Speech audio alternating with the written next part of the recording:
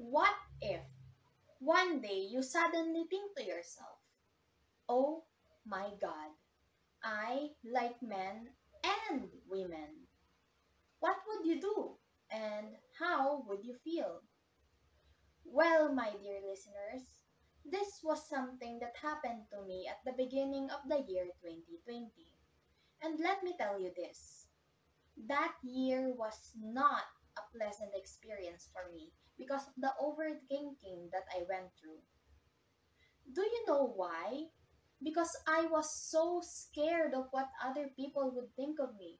I was thinking so much about the future. What if I fell in love with a woman? Will my family even accept me for who I am? Do I even accept myself for who I am? It is disheartening to know that many others feel something similar.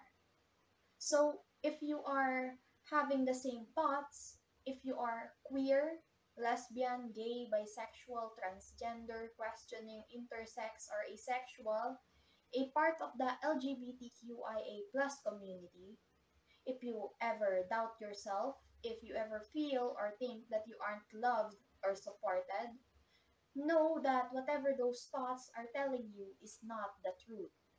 Know that there are people in your life who would be glad to lend you a hand, to get you out of that dark pit in your mind.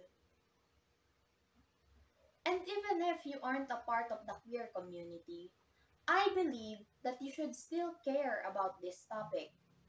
Why, you may ask? Well, some of your loved ones, your lover, friends, relatives, cousins, siblings, uncles, aunts, grandfathers, grandmothers, children, or maybe even your parents might be queer. They could be having the same thoughts that I mentioned earlier. And being openly supportive of the queer community will help them feel loved and not alone.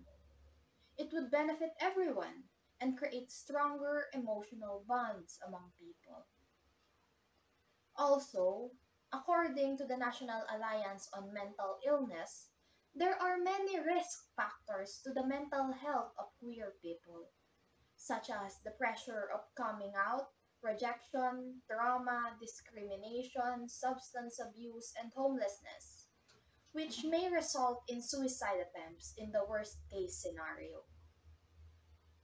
This is why the topic of accepting the LGBTQIA plus community is something that I hold so dear in my heart. I want queer youths and elders to experience a world free from discrimination, where people don't have to be afraid of being themselves. A society where they aren't subjected to any form of harassment or hate crime solely because of their sexual orientation and or gender identity. So, in this year where we are all still isolated from one another, both physically and emotionally, many of us reflect on ourselves, our actions, our identities, which leads to self discoveries that might confuse and unnerve us. That is why I would like to ask you an important question before I end this speech.